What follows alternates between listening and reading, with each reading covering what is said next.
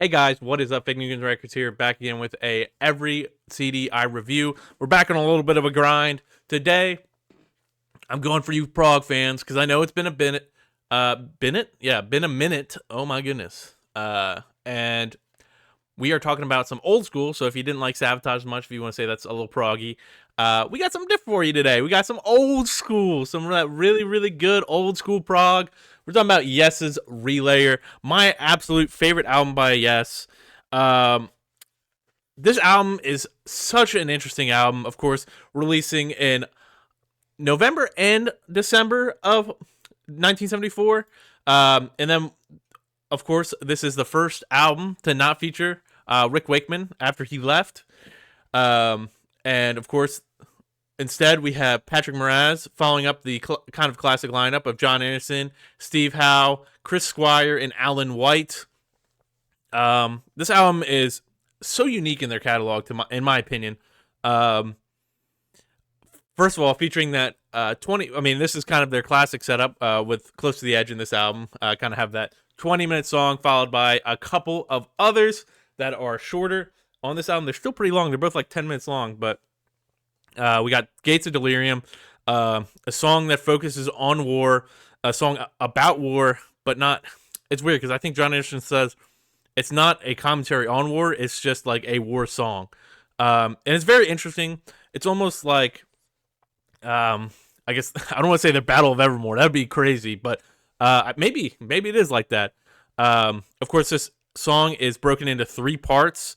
Let me pull up what those three parts are and list them off to you because I'm blanking. Other than soon, I'm blanking like an idiot. Um, Gates of Delirium is broken up into. I mean, let's see. So Prelude, a charge, a victory tune, and a piece at the end with hope for the future. Okay, that's what he explains it as. Sorry. It doesn't. Why does it not say on here? That's so dumb. Really, really dumb. Well, I guess there's a whole little article on this song itself. Let's see. Otherwise, oh, yeah, it's William. Okay, well, this is really annoying. It's not telling me what the like three parts of the song are. Whatever. I think one's like battle. I don't know, but of course, it finishes off with soon. But yeah, this song, first of all, is a chaotic one. You have sections in here that are over the top, crazy, and then like the beginning starts out with this crazy vocal by John Anderson. Almost nothing like you've seen before. Sorry, I just had to take a drink of water. Almost like nothing you've heard from Yes up to this point, but it is kind of like a I don't want to say a marching tune, but kind of the way the instruments flow is kind of like a bump it. I don't want to.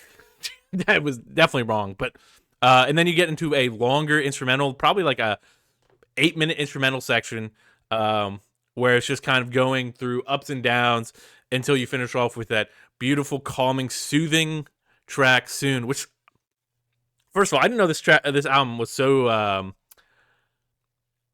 kind of controversial in the Yes, because a lot of people hate Mraz's keys in this. I actually really like it. I think it makes it a different sound from all the other albums, of course. Going into the next song, Sound Chaser, which has kind of got like jazz fusion funkiness to it. It's all over the place. I think this whole album is within the first song, it's very extreme in the beginning and then gets to that kind of calming ending, which is definitely shown a little bit in Sound Chaser too, but Sound Chaser overall is more of a chaotic track, but still really, really good in the prowess of each member of the band is really shown. And then you're kind of concluded with the softer To Be Over, a really cool song. Overall, super, super unique album. It is also one of the coolest covers in my opinion because I think it really fits the album. You got like the soldiers going through this weird, almost marbly cliff structure.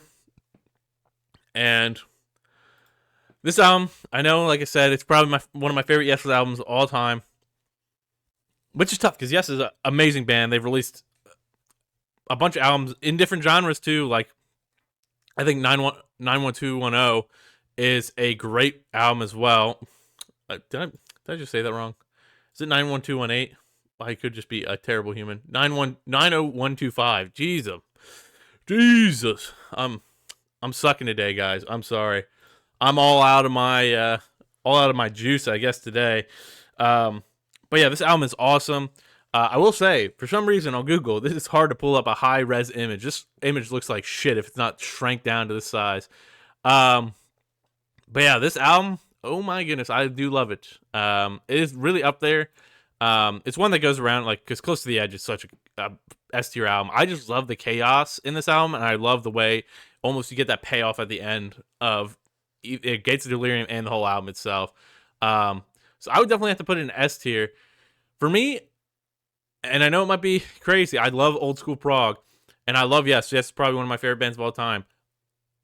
I find myself listening to this album less, maybe because of the chaos and everything like that. It's harder to do single song listens as it is to embrace the whole album, or just embrace Gates of Delirium, which is a longer song, so I don't end up listening to as much as I would like. So I think I have to put it under Damage Done, but it is still a amazing album. I think it is slightly better than this album, or just has more nostalgia for me since I've been listening to this album for years, very long time. Probably on this, on this is probably my longest listened to album, other than maybe, I hate to say it might be this AFI album, just because my dad would play like stuff like that. So when I was younger, my dad didn't really listen to Yes. Yes was kind of my own choice to actually get into it. So it is kind of a little bit less, I don't want to say nostalgic, because I don't know if this album's super nostalgic for me. There's songs that are nostalgic on this AFI album, but overall, I think it's definitely an S tier album. Which I think is gonna be trend. Like, I don't usually buy CDs unless I really like them, or I do end up buying a lot of prog CDs because prog and like psych rock CDs, because of the fact that I like end up liking to listen to them in like one run and getting my thoughts about them formulated through that whole album experience. Also, I will say a lot of old prog, old psych albums are not on any listening services, so it is kind of harder to just do casual listens of those two. But yeah, this album is so good. I can't say much more about it. John Anderson, like I said, is amazing on this.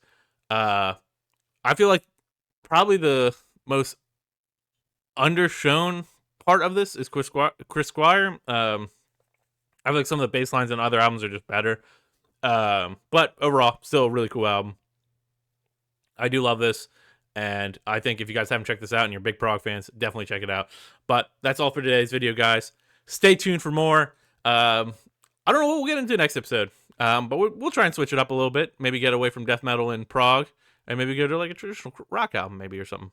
But that's all for today, guys. Stay tuned for more. Peace.